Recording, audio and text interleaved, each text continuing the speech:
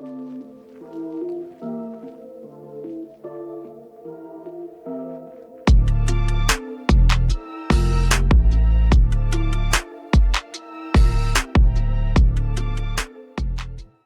and gentlemen, welcome to another video from the Shots Fired podcast. As usual, you got your boy Big Joe. You got your boy Julio the Don. And as you guys saw in the thumbnail before we took it away really quick, the next video is on this here at the bottom, right there. And that is the Texas Coast offense handcuffing Dak Prescott. And by handcuffing Dak Prescott, what I mean is this offense that's been implemented too conservative because we're trying to minimize Dak's turnovers? Is that something that Big Mike said, you know what, we're just going to go ahead and we're going to take the stress off of Dak and we're just going to go ahead, make it as simple as possible, dummy proof basically, and now we're seeing the results of Kellen Moore being gone and the fact that we're not scoring 30-40 points a pop. Julio, I'll let you go first, man. What do you think? Is this Texas Coast offense handcuffing Dak Prescott? I mean, in my opinion, I'm gonna say yes, it is. I think we're playing to Dak's, I guess you could say, his strengths, to where we're not letting him make those risky decisions that he used to make to force the ball down the field and to make more conservative plays and make sure that we're getting more security, as they say, when it comes to throwing the ball short, making sure that it's fast paced, picking up the pace, as you would say, on our offensive side of the ball, to where he's making less mistakes, less interceptions, and being able to make sound decisions. So I'm going to say yes, in my opinion, that we are being a little bit more conservative and not so risk-taking as we were when Kellen Moore was here. So, yeah, man, I have to agree with you as far as that goes. I think we are handcuffing Dak at this point. I think we saw what happened when we do let him just let loose when it comes to throwing the ball last week when we played against the Arizona Cardinals, and he tried to force one at the very end of the game to try to get us back into the game, basically, against the Cardinals, and he ended up throwing an interception there. I mean, I understand why we did it, why we didn't do it sooner, just to kind of open up the play for us during the game. I don't understand why we stuck so much to the run side of the ball. I understand that we signed Pollard on a brand new deal, and you know, we're counting on him to kind of carry the load for us, but at the same time, I don't think it's hard for me, bro, because I want to be on Dak's side so much. I really do. I think that a lot of people just trash on him all the time, as far as, you know, his performance, his level of play, his decision making, things of that nature. And I think sometimes, yes, he does overthink plays and tries to force situations that you can tell aren't going to work. You can obviously see it. It's plain as day that, you know, if he tries to throw this long ball, this deep ball to CD or to Brandon Cooks, that you're forcing a play on a double coverage, and all of a sudden it's going to get picked. So I don't know, man. I'm torn between two places. Like, I want to be on Dak's side, and at the same time, I see what happens when we just let it fly and let it loose, and it always ends up bad for us. I mean, yeah. Tony used to do the same thing, but he would make things happen. And we had big physical receivers that could make those grabs in those situations. I mean, shit, we had Des Bryant at one point that would go up and get the ball. I don't see that with the receivers that we have. I haven't seen a receiver like that in a while. So to be able to take those kind of risks and not have a premier receiver, not saying nothing about bad about CD Lamb. CD Lamb is a great wide receiver, a great slot receiver, as a lot of people say. When he plays in the slot, he's excellent. But to call him like a main wide receiver, kind of like a Des Bryant, for example, Terrell Owens, Michael Irving, to compare him to those guys because they were so big and physical, you really can't. He's a smaller type receiver, a quicker type receiver.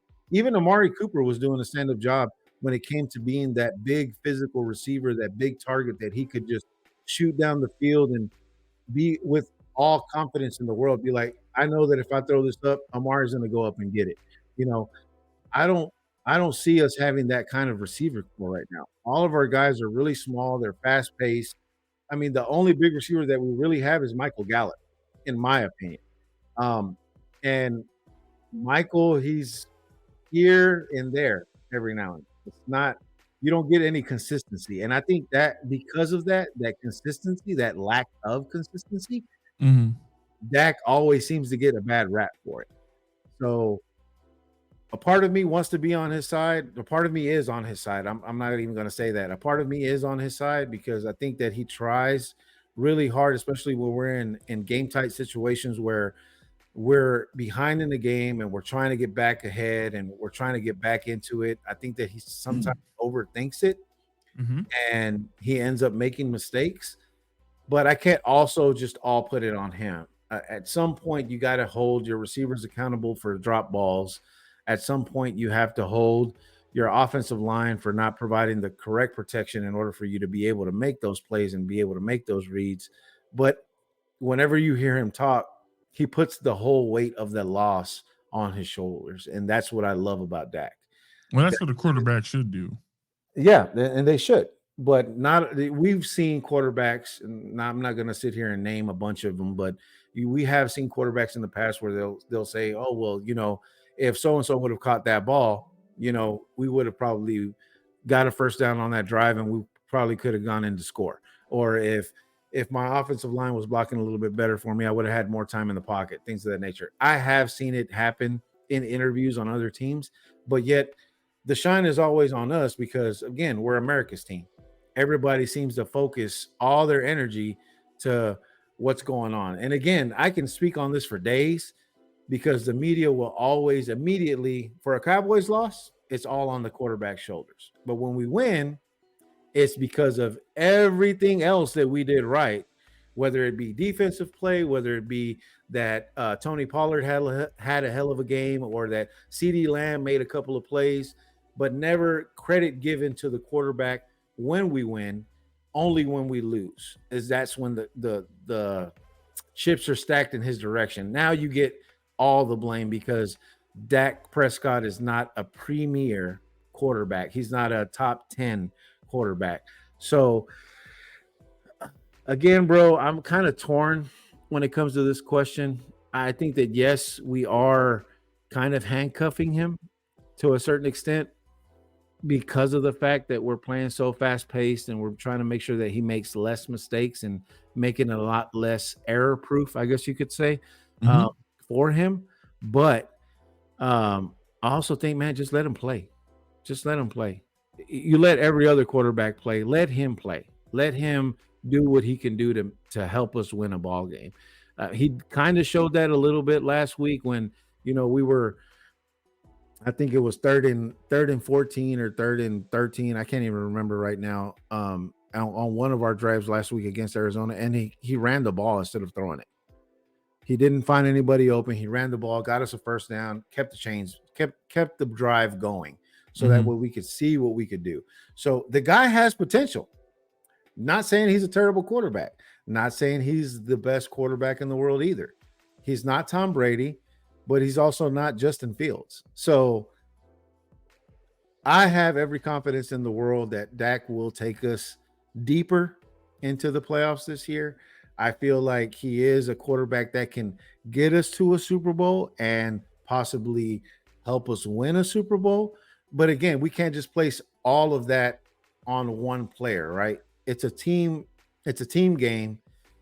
All all aspects of the game have to be firing on all cylinders. And I believe that we have a defense this year that can definitely help us get there. We've seen what the special teams can do. Special teams can be special to help us win games. And I just think that if we loosen up the reins a little bit on Dak Prescott, I think that he could just get better as the season as we get deeper into the season. So yeah, man, I have to say I agree with you as far as this Texas Coast offense, handcuffing Dak just to kind of avoid mistakes. But again, you can't make an omelet without breaking some eggs. So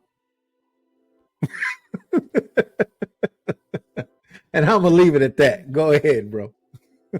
Well, now that you're done with your soliloquy, yeah, go ahead. I'll hop in here. First, is the Texas Coast offense handcuffing Dak? That's the question. And for me, I feel like it is. We're not taking the deep shots because this offense, this scheme is not designed to take advantage of the deep options. It's 1, 2, 3, boom, it's out. It's 1, 2, 3. You look 1, 2, nobody's open. Let me check down to my running back. We're not designing plays to go deep. And when they interviewed Jerry after the loss this week, he did mention that he wanted to take more advantage of the deeper routes. The other thing that I think is Mike McCarthy knows that he could possibly be on the hot seat, and he's like, okay, I'm going to implement my stuff. And he's like, I want to run the ball more, because Kellen was, that offense was run and gun. We're just going to try to outscore everybody. But then there was no game logic when you're up and you have a lead. Why are you continuing to pass the ball and stop the clock when you could just run it out? And Mike's like, that mentality was not where it needed to be. That game IQ was not where it needed to be. So I think Big Mike's like, okay, well, I've seen enough. I'm going to do it my way, the way I'm used to calling offense. And I think in the Cardinals game, we were too conservative. And it may have been because we were playing with 3 backup offensive linemen. And so you're like, well, I don't want my quarterback possibly getting destroyed. So let's be conservative. He did mention that he wished he would have passed the ball a lot more on first down, because that's the one thing I did see a lot of last week. I was like, this is a Kellen Moore staple here. We're going to run the ball on every flipping first down. There's no surprise. What are we doing? We're running the ball on first down. And now we're behind the sticks. Instead of, your goal is ultimately try to get at least halfway to a first down on your first down. You know what I'm saying? Like, yeah, when you're 2nd and 9 and then you're 3rd and 7 or 3rd and 5, something like that. Now you're playing behind the sticks, as opposed to you throw a quick out and you get 5. Now you're 2nd and 5. Your playbook's a little bit more open. But I do think that the turnovers last year, I think Dak really, it affected him mentally, and he took that to heart this year. After the game, they interviewed him and he's like, I'm sure everybody got the media got what they wanted. It's like, he's like, y'all put us at the top of the mountain. It's like, no, like, it's still in his head. He's affected by it mentally, and his frustration comes out. When was it? The week before, when he was like, y'all talk about picks or whatever. It might have been last week as well. He's like, the interceptions. But what about the week before? What about last year? Yeah. Right. So it still bothers him, and I don't mind my quarterback playing with a chip on his shoulder, but it's adversely affecting his mentality. You can tell, like, he's super conscious of where he's throwing the football, instead of just playing fast and loose like he did when he was a rookie. Yeah. But I think that happens a lot, right? in the league as a player in general, when you have a bad game or several bad games, I should say, those kind of moments that you go through in the game, those things that you struggled with, they kind of stick with you, right?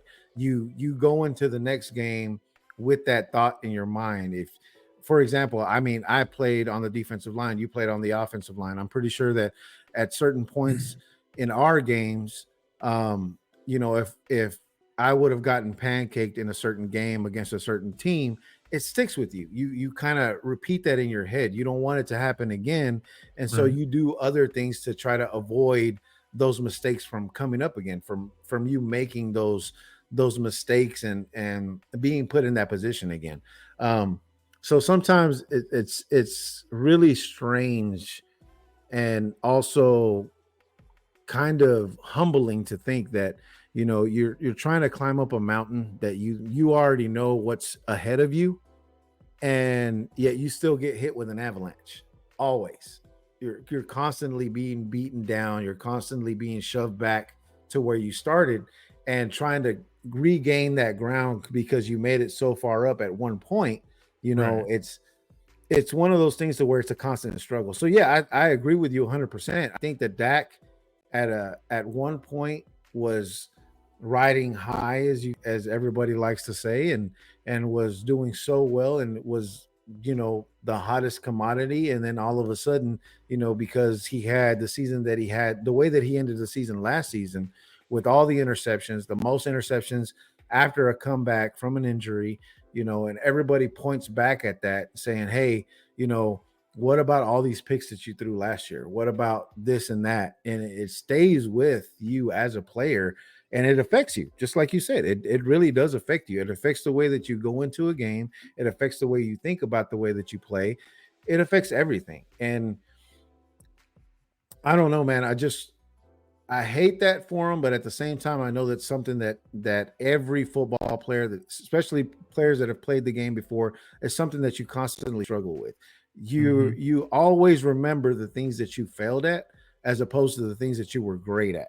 Sure. Um, a lot of people, you for example, you were a great pass blocker, great on your feet, light on your feet. You were able to move around real quick and get in front of people and block people really, really well. I was a great pass rusher, very great pass rusher. But the things that's always play back in the back of my mind are always the things that we were not good at, the games that we kind of struggled at, where you were like, shit.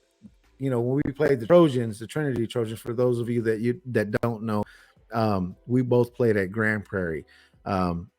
For the Gophers. So when we played the Trojans, I still remember that team couldn't even penetrate the line.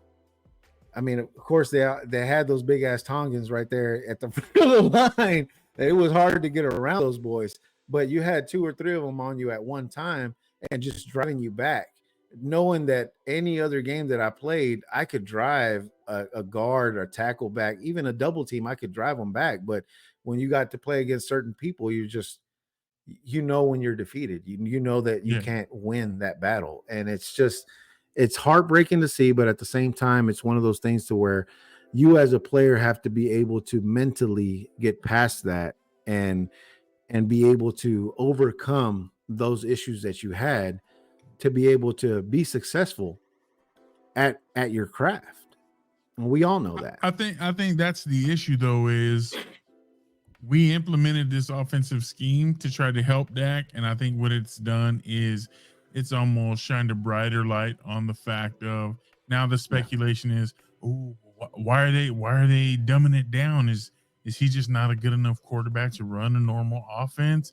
Is he just not capable of playing a more assertive style? Is he turnover prone? Like, you do something to try to help somebody, right? You do it with the best of intentions, and then Mhm. sometimes it's just like, even with the And best of people's intentions, it comes across in a Yeah, bad way. people like to spin it into a whole different thing to Right. where, like you said, oh, is it because he's struggling with turnovers? Is he struggling Right. with making sound decisions? Is that why the Cowboys are playing the way that they're playing? And it's not necessarily that. It's just to kind of help you get back into the groove of things, back into Exactly. this is this. I know that Dak has potential to be able to lift this team and to make it great, but you just got to ease them back into it to where they get comfortable again and they start Yeah. playing like they were, like you said, in his rookie year when he took over for Tony Romo. He played lights out. Everybody was on him. Everybody was like, man, look at this kid. Don't let Tony back in. Let Yeah. him keep playing. He has a hot hand. Let him just But keep so driving the that was bus. that was a pro style offense, right? Like Mhm. that's just what it was. Now it's a West Coast. So it's learning curve, it's growing Yeah. pains. Mhm. And people just want to say, well, he's been in the league 8 years, so he should know better by now. It's like, Yeah. it's something new. It's not what he's used to having run before. And if you So played the game before, if you've ever played this game, you already know that if the scheme changes and there's changes to come, that it takes time to learn those new yes, schemes to make yep, sure that you're doing things properly, that you're executing the way that it should be executed. So that way you don't run into mistakes. right. So to me, it's a lot of, again, we talk about it all the time off camera. You know, your Stephen A. Smiths, your LaShawn McCoys, your Joy Taylors, all those people that will, as soon as, and again, I kind of expected it after last week's loss. As soon as they threw that pick, I think I even put it in our chat with us and the boys. You know, there you go. Now you have firepower after he threw that pick You to sound end the like that game. after the Dax post game press conference. He said the same Bro, thing. it's the truth. It always comes out that Yeah, as but soon as to one me mistake that is just made, no, it comes across like that's a victim's mentality. Oh, I hope y'all are happy now. Look, oh my you god, know what I'm saying? Like, bro, that's what you can't not we didn't execute, not we didn't play how we should have played. We came Mhm. out here and laid a turd. It's like, well, I'm sure everybody's happy well, now. It's like, bro, well, see, that's but what you're that's the thing. thinking? But here's the thing with that. Also, how many? Again, you just finished saying it. He's been in the league for 8 years now. You know, he's played the good guy card the entire time. As far as I've asked everybody else, people outside of our circle, people in our circle that we have, of course, as Cowboy fans, we always have those discussions at work with other people as far as what we thought the gameplay was, how everything went. You know, it was always expected for him to give the routine answers. Yes, our team didn't come out and execute. Yes, you know, we made mental mistakes, things that we need to clean up. You know, that's always the generic response. But And he now he's always gives finally that. It's always like, exactly, I need to do better. exactly, I'm accountable. Blah blah exactly. blah. Like, So bro, now that he gives the response of, I hope you guys are happy that you got what you wanted. Now it's like, that's really, that's bro? Really? You giving us that is your that response now? that's what a 5-year-old says, bro. Like, you should So have you're damned if you do, and you're damned if you don't. no, no, because if you're gonna come out here and give the same boring robotic answers, I'll take that over you placing blame on It everybody would. else. That's the whole thing, is there's no genuine accountability when he's like, oh, I have to do better. My team, I did this for the team and blah blah blah, and it starts with me. That's not true accountability. That's just the generic robotic. That's the professional answer I'm going to give So you. so I'm going to play devil's advocate. So if he were to come out and say something more to the effect of, whether our defense didn't play well this week, we kind of struggled because of defensive play. Our receivers didn't, weren't running correct routes, things of that nature. Then it starts to turn into a whole. So why is he placing all the blame on everybody else and not taking any blame for himself? You see what I I mean? So no, it's always, again, I agree, it's damned but if you do, again, like damned if you don't. be sincere. Don't just So give the if he corporate gives line. but that's the thing, is if he gives a sincere answer, everybody in the world, everybody that watches football, that follows this team, is going to say the exact same thing. Again, damned if you do and damned if you don't. If you take the route that you say, like you said, give the robotic, the I'll take generic that answer, over. I'm gonna blame the media you're and the gonna fans. you're still gonna say whether or not he gives that robotic Because answer or that's not. the You're still same. gonna say, This is the same hey, BS that he's the giving us team. the same. You're giving us This the is same the shit that same we've been BS listening to for that the years. team did last year, where they Come were like on, man. where it was like the refs and they're bad. That's how the team got towards the end of last year. Was we started blaming the refs openly.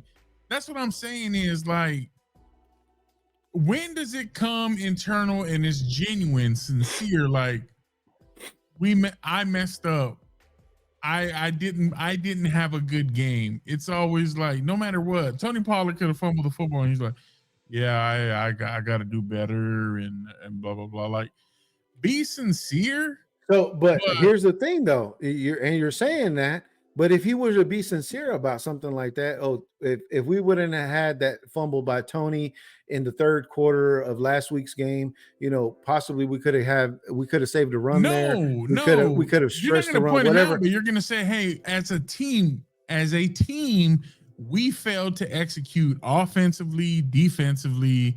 We extended some drives due to bad penalties. We had our defense out there too often because we couldn't keep our offense on the field. So then when you give that explanation, then the media immediately turns it all around and says, now he's blaming everybody else. Already. He already said they're turning it around. So again, I'll go back to damned if you do and damned if you don't. So even if he were to give the robotic answer or the answer that you're looking for, he's still going to be that guy that, now he's placing the blame on somebody else. Now he's blaming the refs. Now he's blaming his offensive line. Now he's blaming the wide receivers. Now he's blaming the defense. Now he's blaming this person. He's blaming that person, and he's not taking any accountability for himself. This is a Dak Prescott post game every week. Okay, go ahead. I got to do a better job of minimizing turnovers. I had to do a better job of making decisions. And would you agree with him? No, because sometimes it's not his fault. But it's like he's just giving that company line. So are you going to defend him? Or are you going to back up everybody else as well? Bro, as far as but what I'm saying is when he plays a bad game, when he throws a pick, I don't want to hear the same bullshit of I got to do better. No shit, you got to do better. You should, just because you had a turnover. So what is he supposed to say? Bro, if he throws a pick, if he makes mistakes, what do you want him to say? Don't say anything. Clean it up on the field. Stop talking. Clean it up on the field. Well, in the league, they're required to speak unless you want them to show up like Marshawn and be like, "Well, I just came because unless I'm just here so I don't get fined." I'll take that. Give me anything over generic, Jason Garrett led robotic speech. Again, it's always going to be damned if you do and damned if you don't with these fucking Cowboys. It's always going to be like that. No matter what we say, no matter who talks, whether it be Micah Parsons, whether it be Mike McCarthy, whether it be Dan Quinn, whoever the fuck is on the mic, we will find, as fans, we will find something, or as haters, we will find something that says, oh, this is the real story behind it. There's always going to be a backstory behind everything else. It's never going to be enough whether or not they admit that it was because of so-and-so happening or this happening or that happening. It's always going to be something, bro. It's never just going to be, oh, okay, fine. I accept that what you just said right now as why you lost the game. We're going to accept that and we're going to take that to heart, and we know that you guys will do better next week. It'll never be that, because again, even as fans, we hold them all. Even as fans, we hold them to a certain standard. You can't say we don't. Every But Cowboy at fan what point holds do the you Cowboys just to a at candle. what point do you just say, you know what, I'm not gonna talk about it, I'm gonna be about it? I'm just here so I won't get fined. Or do you just come out and you're like, hey, I gotta do better? Every week you're throwing a pick. Oh, I gotta do better. I guarantee I'm gonna lessen my turnovers. Bro, nobody wants to hear that shit. Just play. And then when you throw a turnover, you immediately take the offensive of, I'm sure everybody got what they wanted now. It's like, Oh my God. Stop being You see? 5 years old. You're damned if you do and damned if you don't. It Stop don't being matter 5 how years you old. it don't matter how You're you gonna put it. pout. You're damned if you do and damned if you don't. That's just the way that I see it. Well, I guess on that we'll agree to disagree. But let us know what you guys think. Do you think that Dak is being handcuffed? Do you think that Dak needs to, does the Take less team in blame. general need to make themselves more accountable, or do you think that it's just like they should toe the corporate line? Let us know. Let us know what you think about this. And Where's T.O. at?